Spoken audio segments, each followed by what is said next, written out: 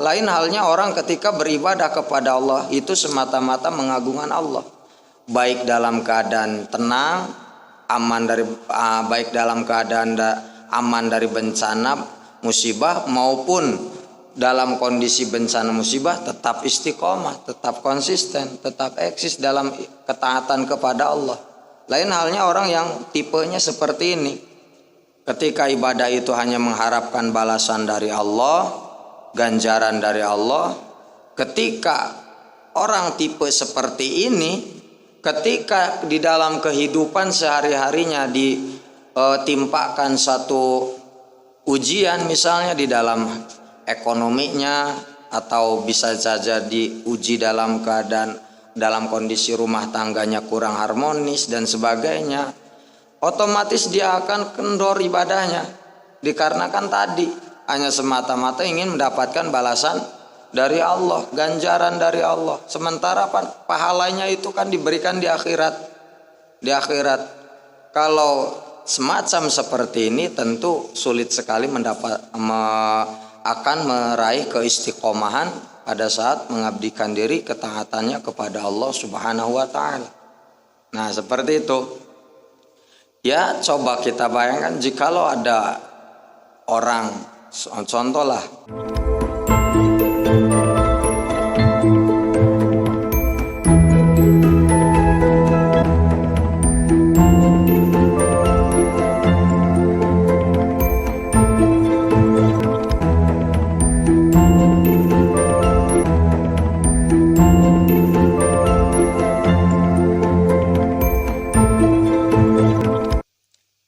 man abadahu li syai'in yarjuhu minhu aw liyadfa'a bi ta'atih wurudal uqubah anhu fama qama bi huquqi awsafih. Barang siapa yang beribadah kepada Allah dengan bertujuan mengharapkan sesuatu pemberian dari Allah, atau beribadahnya kepada Allah itu bertujuan semata-mata supaya Allah tidak menyiksa dirinya kelak di akhirat, maka orang tersebut tentu dia tidak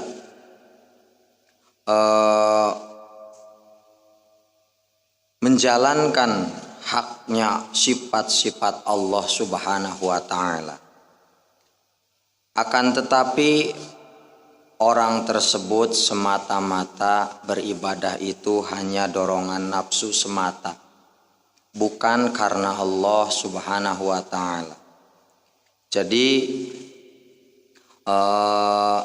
keterangan kali ini akan membahas seputar keikhlasan.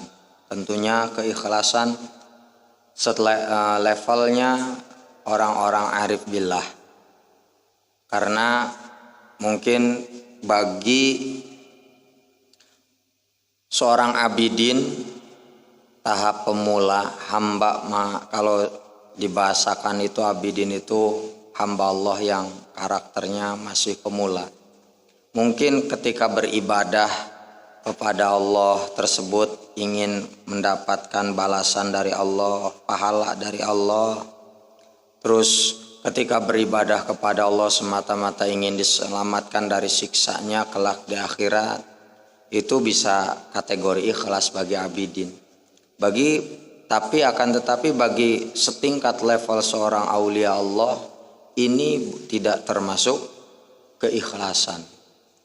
Karena aulia Allah itu beribadah kepada Allah itu semata-mata mengagungkan Allah semata, bukan karena ingin mendapatkan bagian pemberian dari Allah Subhanahu wa taala. Kalau kita beribadah kemudian kita mengharapkan pembalasan dari Allah, tentu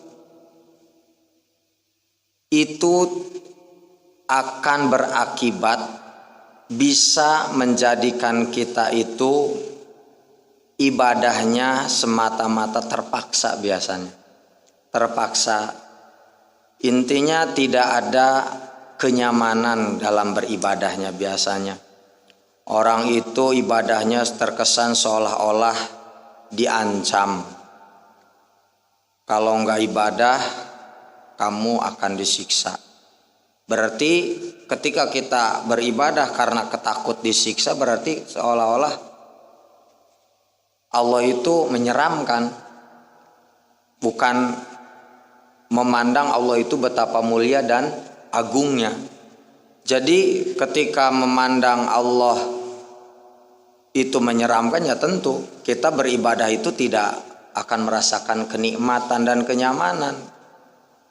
Sehingga banyak menjadikan orang-orang tipe seperti ini ketika beribadah itu sulit sekali istiqomah. Sulit sekali istiqomah. Dikarenakan ketika karena Allah itu kan maha baik. Ketika ada orang yang bermaksiat pun bermaksiat kepada Allah pun senantiasa Allah selalu berikan rizki, selalu Allah berikan kenikmatan, sehingga dia itu akan lupa akan siksanya Allah, sehingga menjadikan ketika lupa akan ancaman Allah tersebut, otomatis dia itu mulai kendor lagi ibadahnya. Lain halnya kalau Allah berikan bermacam bencana, musibah, baru orang itu akan rajin ibadahnya. Jadi rajin ibadahnya itu pada saat biasanya diberikan bencana-bencana, musibah-musibah. Nah, makanya sulit istiqomah. Lain halnya orang ketika beribadah kepada Allah itu semata-mata mengagungkan Allah. Baik dalam keadaan tenang, aman dari baik dalam keadaan aman dari bencana musibah maupun dalam kondisi bencana musibah tetap istiqomah, tetap konsisten, tetap eksis dalam ketaatan kepada Allah. Lain halnya orang yang tipenya seperti ini. Ketika ibadah itu hanya mengharapkan balasan dari Allah, ganjaran dari Allah. Ketika orang tipe seperti ini, ketika di dalam kehidupan sehari-harinya ditimpakan satu ujian, misalnya di dalam ekonominya, atau bisa saja diuji dalam kondisi rumah tangganya kurang harmonis dan sebagainya, otomatis dia akan kendor ibadahnya, dikarenakan tadi hanya semata-mata ingin mendapatkan balasan dari Allah, ganjaran dari Allah, sementara pahalanya itu kan diberikan di akhirat. Kalau semacam seperti ini tentu sulit sekali akan meraih keistiqomahan pada saat mengabdikan diri ketaatannya kepada Allah Subhanahu wa taala. Nah, seperti itu. Ya, coba kita bayangkan jikalau ada orang, contohlah kita ada seorang wanita menyukai kita. Tapi wanita tersebut itu bukan mau menerima kita itu bukan karena cintanya, bukan karena mengagungkan kepada kita, memuliakan kita. Akan tetapi si wanita tersebut mau bersanding dengan kita itu semata-mata ingin mendapatkan pemberian dari kita, seperti harta kita, seperti fasilitas yang dimiliki kita. Tentu wanita yang semacam ini itu ketulusan cintanya itu akan mudah sekali luntur. Kesetiaannya itu tidak akan konsisten. Bisa saja wanita tipe semacam itu di saat dia mau mendekat, mau melayani kita itu, mau mendekati kita itu, mau bersanding dengan kita itu, jikalau kita masih keadaan ekonomi kita masih baik kondisinya dan kita senantiasa memberikan fasilitas kepada dia. Akan tetapi jikalau Allah uji kita dalam kondisi ekonominya susah, kemudian kita tidak lagi memberi apa yang si wanita itu inginkan, tentu kesetiaannya akan semakin berkurang. Yang dulu biasanya selalu mudah sekali memberikan senyuman kepada kita, justru sekarang pada saat ekonomi kita sedang terpuruk, justru dia itu akan cemberut saja. Nah, itu tipe orang yang matre, yang tidak ikhlas di dalam menerima keadaan kita, baik dalam keadaan susah maupun senang. Nah, begitu pula ketika seseorang beribadah kepada Allah hanya mengharapkan sesuatu dari Allah, pemberian dari Allah, apakah itu berbentuk pahala atau berbentuk ingin diselamatkan dari siksanya, ya tentu sulit sekali orang tersebut melakukan keistiqomahan di dalam melakukan amalan-amalan ketaatan kepada Allah Subhanahu wa taala. Apalagi beribadahnya itu bukan semacam itu yang diminta, justru seperti kenikmatan duniawi, itu lebih parah lagi. Ini saja beribadah hanya ingin mendapatkan ganjaran saja itu rentan sekali ketidakistiqomahannya, apalagi yang diharapkan itu berbentuk kenikmatan duniawi. Nah, seperti itu. Makanya beribadah itu hendaklah didasari karena mengagungkan Allah Subhanahu wa taala. Seperti halnya seorang murid melayani guru itu dikarenakan ketakdiman, ikraman wa ta'diman, atas dasar memuliakan dan mengagungkan guru. Makanya ketika menjalankan perintah guru itu akan senantiasa merasa bangga, merasa terhormat, dan merasa tidak terpaksa. Dan itu akan dilakukan dengan senang hati, sekalipun guru itu tidak memberikan imbalan berbentuk uang atau tidak memberikan imbalan berbentuk keinginan si muridnya. Ketika muridnya ingin mendapatkan, seumpamanya ingin membeli baju, ingin membeli baju, ketika seorang guru itu memerintahkan kerja kepada muridnya, sekalipun gurunya tidak memberikan baju pun, ya dia akan kerjakan dengan senang hati.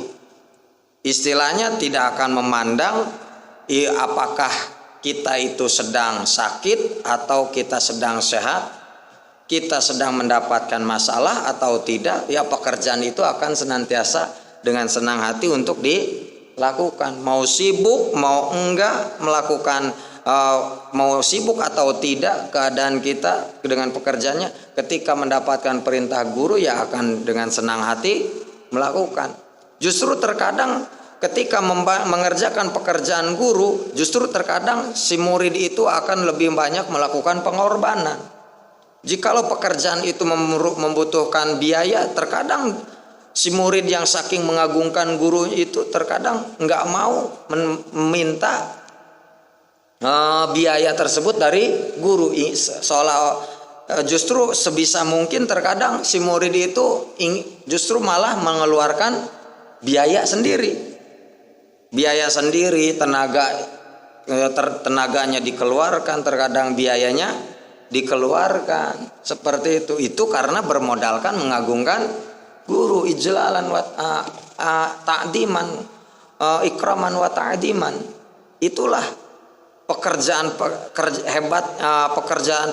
yang jikalau didasari atas ta'diman wa takriman, itu akan senantiasa enteng untuk dilakukan dan selalu merasakan kebahagiaan di dalam saat melakukannya. Seperti itu. Makanya kalau ibadah kepada Allah, jikalau didasari ta'diman, ijlalan wa ta'diman kepada Allah, mengagungkan keagungan Allah, tentu baik kita kondisi susah maupun senang akan senantiasa kita lakukan dengan senang hati. Makanya aran sugih bonga susah eling Allah, sugih bunga susah eling Allah,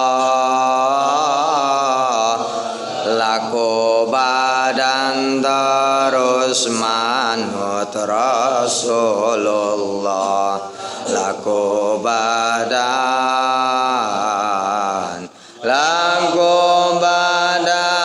terus manut Rasulullah.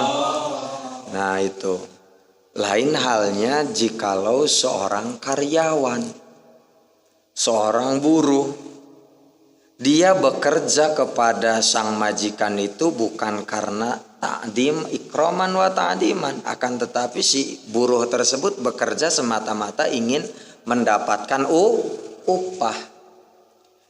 Kalau kerja didasari ingin mendapatkan upah, tentu pekerjaan itu akan berjalan mulus jikalau upahnya terus diberikan. Dan jikalau upahnya itu berkurang atau telat pembayarannya, tentu pekerjaannya itu akan tidak maksimal, bahkan dia akan keluar dari perusahaan tersebut. Nah itu bedanya. Makanya Rasulullah selalu mengingatkan kepada umatnya, iyakum kal ajirisu in khofa amala wa in lam yu'ta lam ya'mal. Hendaklah kalian jangan seperti buruh yang jelek, kata baginda Rasul. Seperti apa buruh yang jelek itu? Jikalau ada rasa takut baru beramal, jikalau tidak diberi ya tak mau melakukan. Nah itu buruh jelek. Buruh jelek itu ya seperti itu. Ketika dia bekerja jikalau ada rasa takut saja, kalau tidak diberi, tidak dibayar ya tak mau mengerjakan. Itu buruh jelek. Maka ketika kita pun menjadi hamba Allah itu jangan seperti itu. Ketika ada ancaman bencana, ketika diancam dengan siksaan baru beramal. Ketika tidak diberi keinginannya, ketika tidak dikabulkan hajatnya, dia tidak mau beramal lagi. Itulah sejelek-jeleknya hamba Allah. Dikarenakan dia beramal itu tidak ikhlas karena mengagungkan Allah, tapi dia itu semata-mata dikarenakan hanya ingin mendapatkan pemberiannya saja dari Allah. Apa bedanya ketika seorang wanita menikahi dengan seorang laki-laki yang kaya raya, yang memiliki fasilitas kemewahan seperti diantaranya mobil. Dia itu mau menikah dengan si pria tersebut dikarenakan si pria tersebut memiliki harta yang banyak, mobil yang mewah. Ya otomatis dia itu akan setia jikalau suaminya itu selalu memberikan apa yang dia inginkan. Jikalau suaminya itu teledor, tidak mau memberikan atau memarahinya, memarahi si wanita, ya otomatis pelayanan si wanita tersebut akan menurun, berkurang. Seperti itu. Karena kan dilematika kehidupan itu seperti itu. Kita itu ada kalanya susah, kita ada kalanya senang. Ada kalanya kita dipuji, ada kalanya kita dicaci. Ada kalanya kondisi kita aman, ada kalanya kondisi kita ditimpa bencana. Nah, kalau orang karena ibadah itu karena mengagungkan Allah, kondisi-kondisi apapun, ala kulli hal, dalam segala kondisi apapun, baik senang atau susah, ya tentu akan selalu istiqomah menjalankan ketaatan kepada Allah. Nah, makanya Rasulullah itu selalu mengingatkan kepada hambanya, la yakun ahadukum kal abdi su in khafa amala, gitu, wala kal ajirisu in lam yu'ta al ujrata lam ya'mal. Jangan sekali-kali kalian itu menjadi hamba yang jelek. Hamba yang jelek itu kata baginda Rasulullah, in khafa amala, jikalau ditimpa rasa ketakutan baru dia beramal.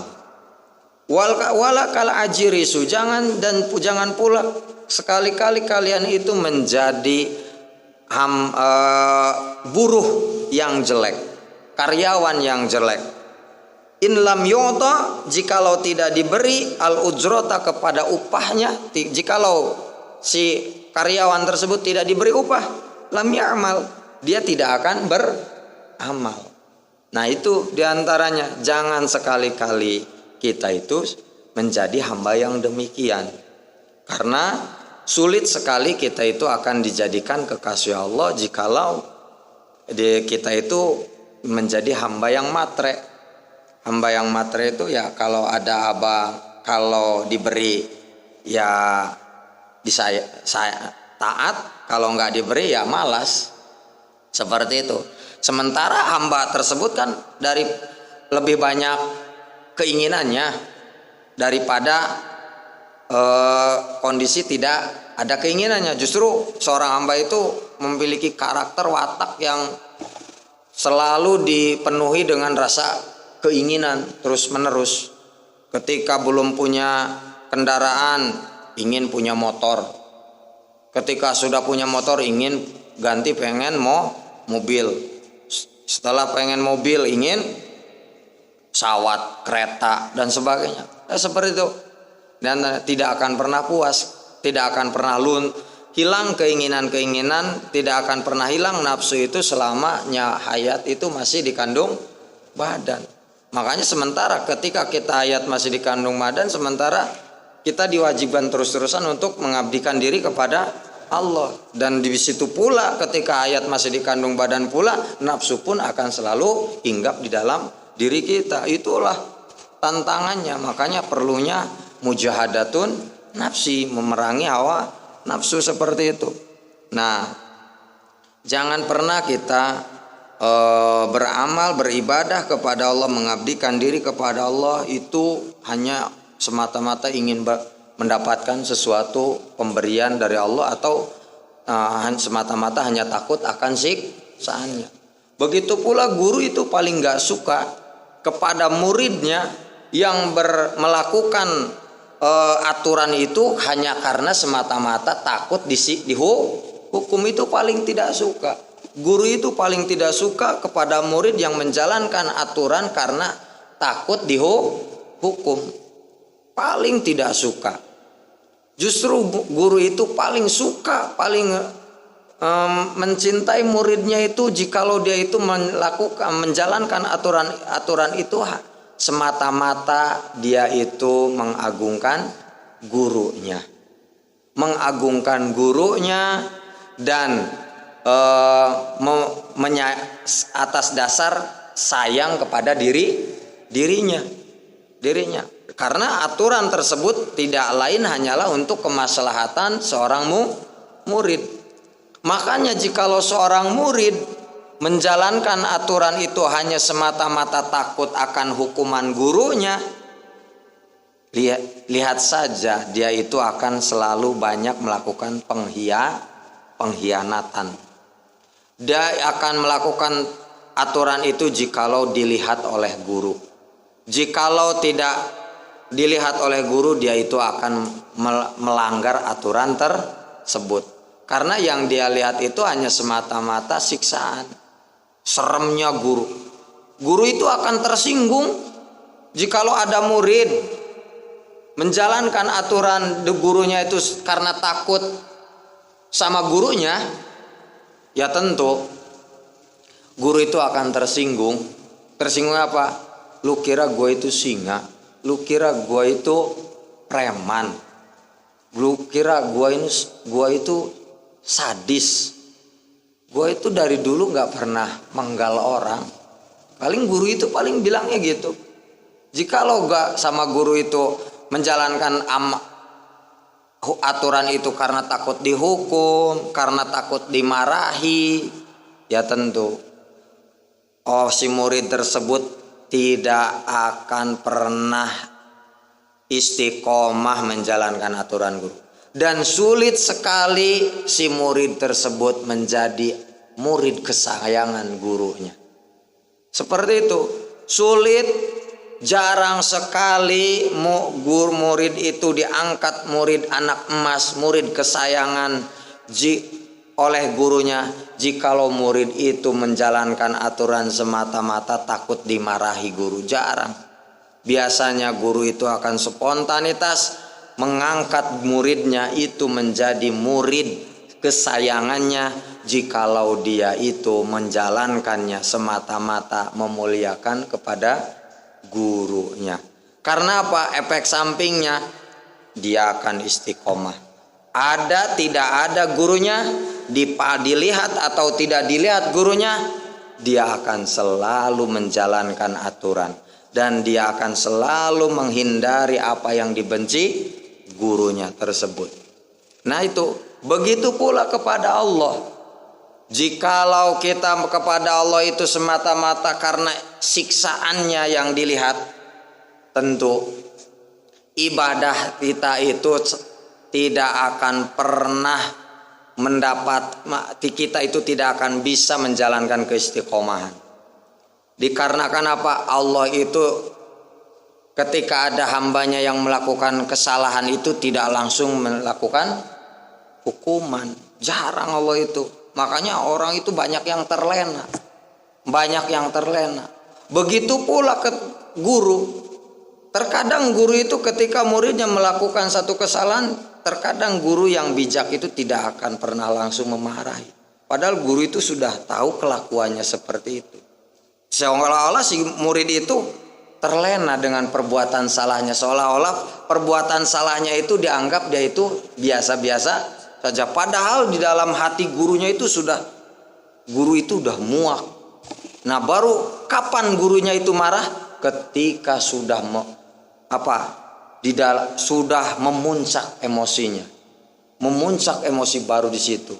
Allah pun seperti itu. Ketika Allah jarang sekali ada orang sekali maksiat langsung ditimpa bencana. Sekali dihukum, jarang Allah itu.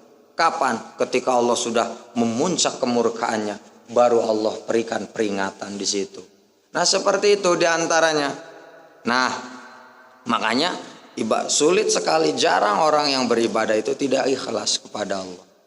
Ya seperti itu. Ya kalau kita keikhlasan kepada pengabdian kepada guru, ya lihat saja seperti itu. Tidak ada bedanya kok. Seperti itu. Sama halnya ketika orang menaati aturan lalu lintas itu hanya semata-mata takut sama polisi. Saya jamin dia itu banyak melakukan pelanggaran.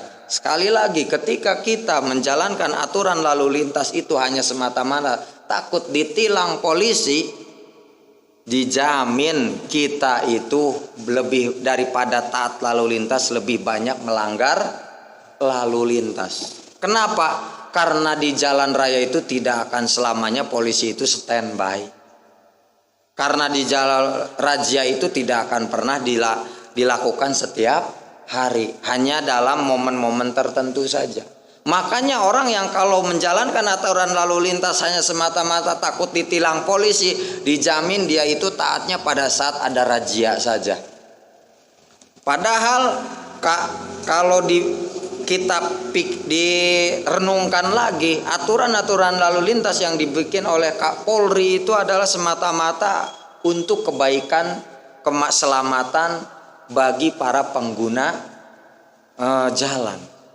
Itu makanya disitulah banyaknya kecelakaan lalu lintas dikarenakan tidak disiplin lalu lintas. Makanya orang yang tidak taat lalu lintas itu, yang takut sama polisi itu seperti itu. Ketika bawa motor itu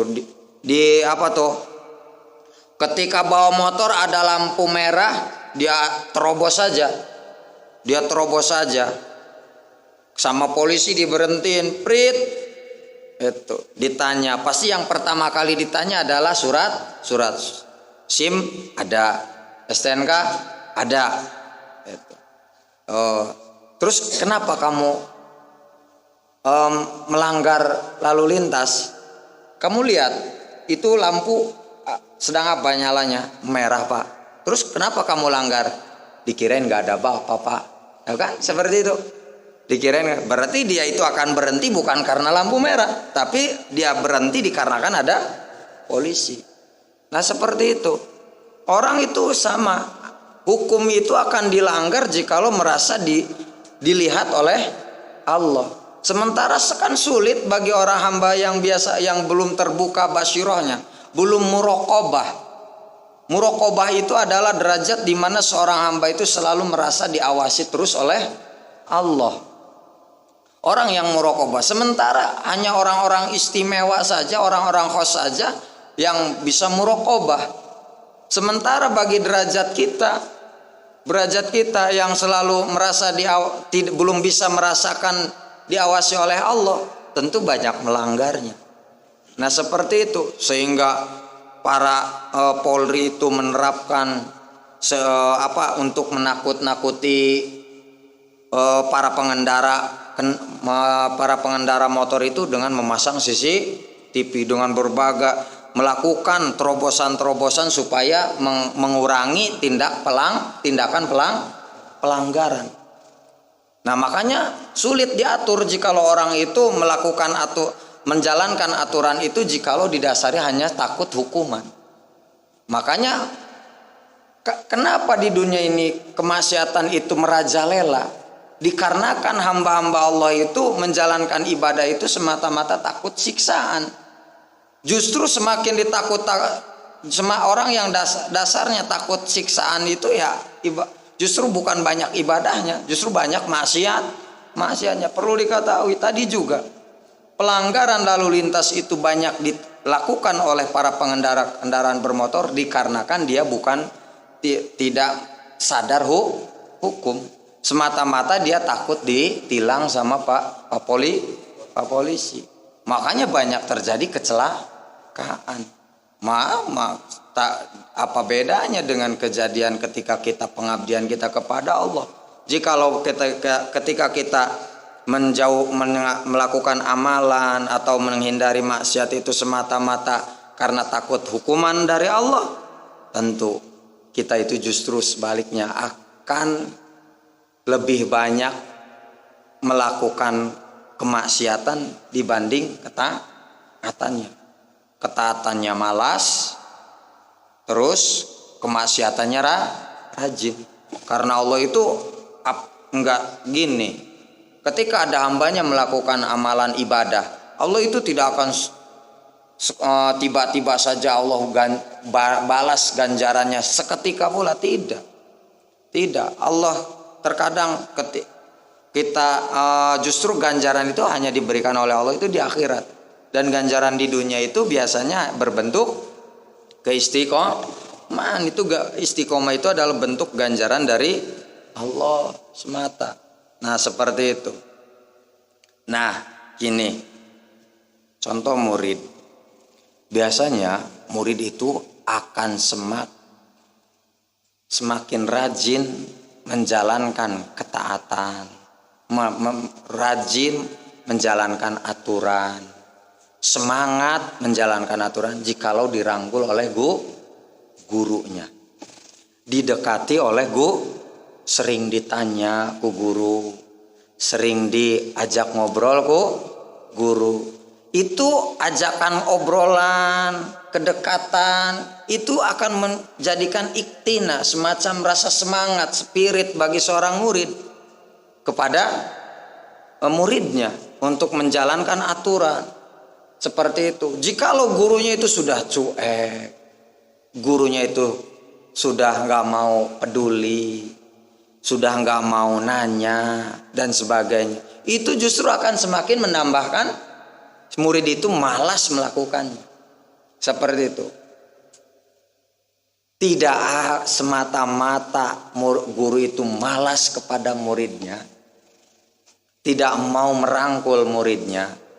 Guru itu tidak mau mengajak komunikasi dengan muridnya, dikarenakan muridnya itu selalu melakukan onar, melakukan tindakan-tindakan yang selalu menjengkelkan. Sehingga ketika kejengkelan yang ada guru itu, semakin guru itu nggak mau dekat kepada muridnya. Justru kerenggangan antara murid dengan guru itu akan berimbas kepada donnya seorang murid. Seperti itu.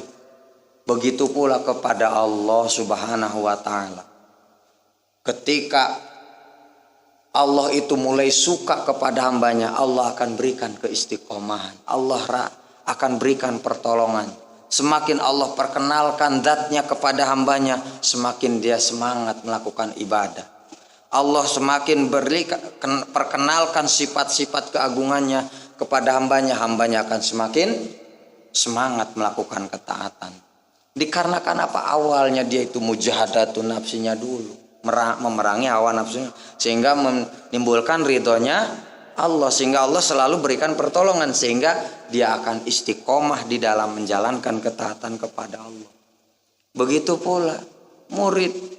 Jangan berapa tuh guru na bae bongan kau urang na cuek. Gurunya aja nggak mau deket sama saya, cuek sama saya, jadi saya itu kurang semangat. Ya kamunya sendiri selalu melakukan pelanggaran terus menerus. Yaitu efek sampingnya sudah. Ketika guru sudah tidak mau mendekati lagi, sudah tidak respek lagi kepada muridnya, jangan berharap muridnya itu akan semakin bersemangat dalam ibadah, dalam menjalankan aturan dan pengabdian kepada gurunya. Justru pengabdiannya itu akan semakin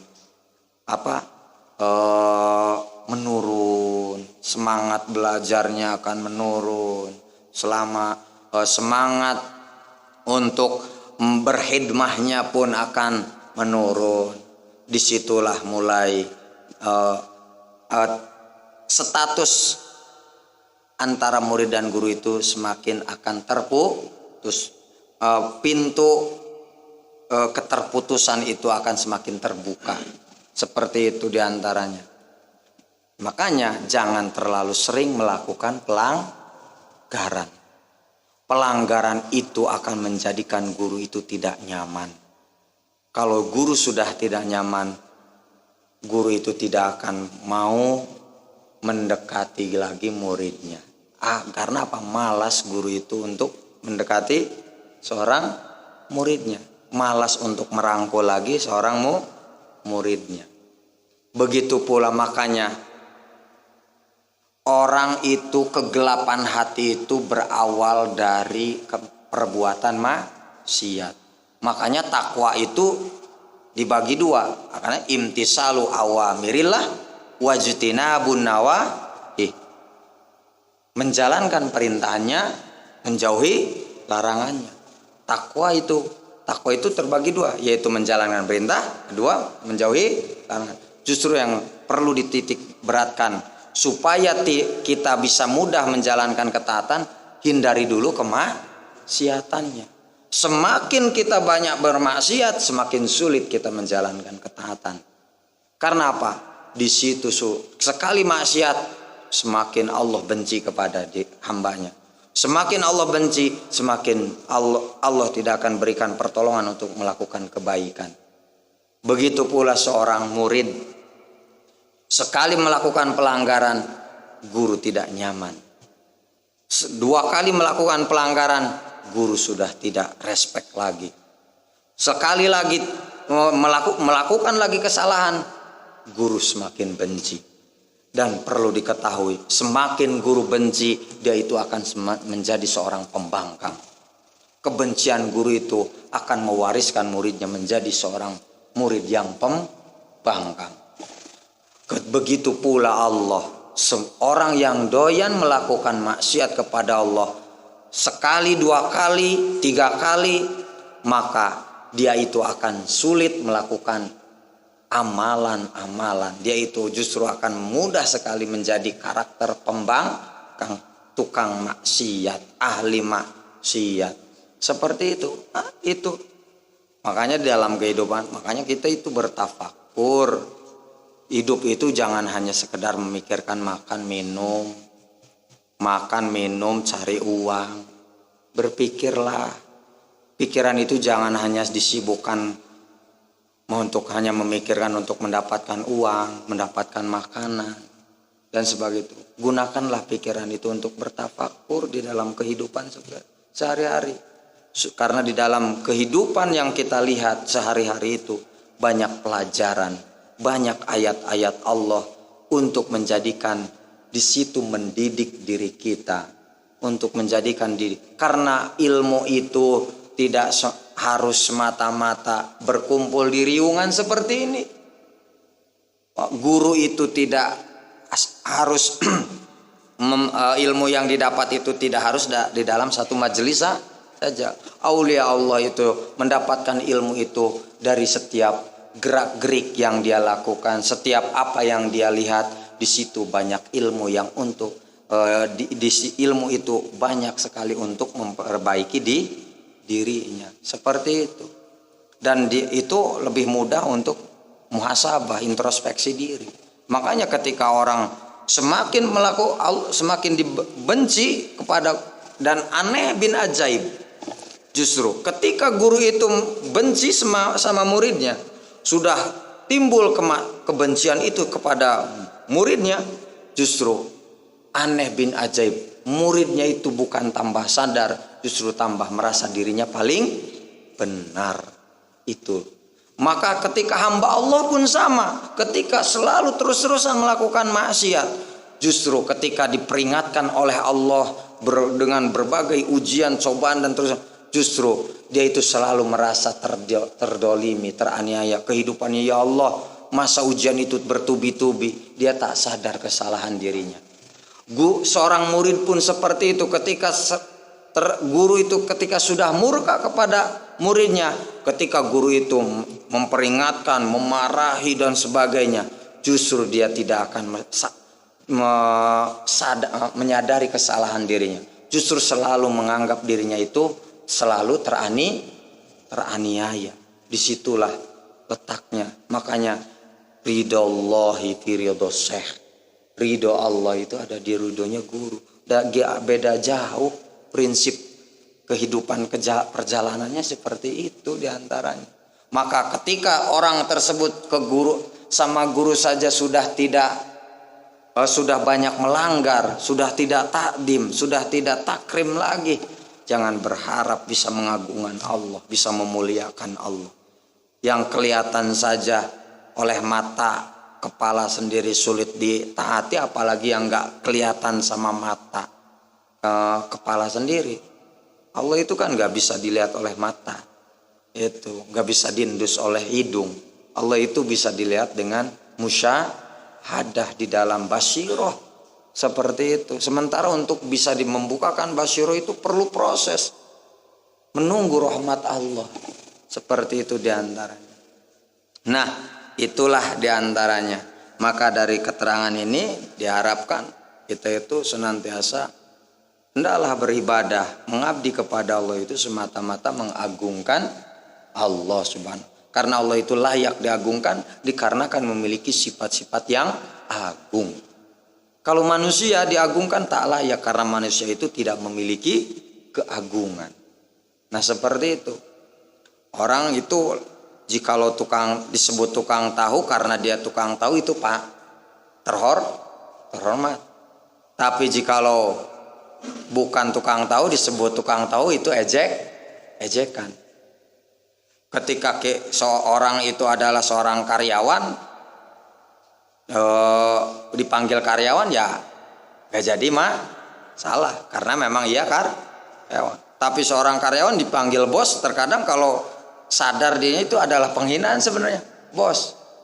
Jikalau ada seorang bos memanggil karyawannya bos, kemungkinan bos itu sedang mempermainkan si karyawannya itu, si karyawannya, seperti itu. Justru kalau kitanya cekatan, kitanya respect, oh bos memanggil saya bos, mungkin ada sesuatu nih, ada sesuatu. Nah, itu seperti itu. Ya, kalau kita disebut orang mulia, karena kan kita sadar kita itu bukan orang mulia. Harusnya kita itu berpikir, ya Allah, ada apa ini? Kok orang-orang memuliakan saya? Sementara manusia itu adalah Tidak ada yang memiliki kemuliaan, semua itu segala puji itu hanya milik Engkau ya Allah.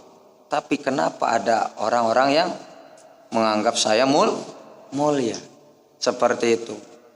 Jadi ketika ada yang memuliakan itu, dia itu tidak akan terbang. Jadi orang-orang yang sudah musyahadah itu dipuji tak akan terbang, dicaci tak akan tumbang. Itulah para kekasih Allah. Tapi ketika orang itu, orang yang nggak musyahadah kepada Allah, orang yang nggak tahu diri, dipuji dia terbang, itu dicaci dia tumbang. Seperti itu, dia tumbang dicaci. Nah itu, dicaci dia terbang. Merasa saya paling benar. Orang yang bilang saya mulia mengakui kemuliaan dirinya. Dirinya itu ketika kita dimuliakan orang, terus kita bangga, otomatis secara tidak sadar kita itu mengakui bahwa diri kita itu mulia. Seperti itu diantaranya. Nah, berarti dia sombong, takabur. Nah, makanya yang patut diagungkan itu siapa? Allah. Maka hendaklah muliakan Allah, agungkanlah Allah. Buat apa kita banyak mengucapkan takbir tapi tidak ada sedikit pun pengagungan kepada Allah? Berarti takbir kita itu hanya di lisan, di ujung lisan saja. Allah takbir, Allahu Akbar. Tapi kita malas beribadah. Berarti takbirnya itu adalah pengkhianatan. Dia itu seolah-olah, apa bedanya orang yang selalu takbir, Allahu Akbar, tapi dia malas beribadah kepada Allah, suka bermaksiat kepada Allah. Apa bedanya dengan burung beo? Burung beo pun pintar mengucapkan takbir, tapi dia nggak tahu mana takbir tersebut dan nggak tahu apa yang dia ucapkan itu. Dia cuma sekedar bilang takbir saja, Allahu Akbar, Allahu Akbar. Bisa kok burung beo juga. Allah Maha Agung, Allah Maha Besar, Allah Maha Besar. Kapan kita mengagungkan Allahnya? Toh kelihatan ibadah aja malas-malasan, maksiat aja sering dilakukan. Takbirmu itu hanya di lisan, pengagunganmu itu lisannya saja, belum masuk ke dalam lubuk hati. Nah itulah antaranya. Mudah-mudahan bisa diamalkan.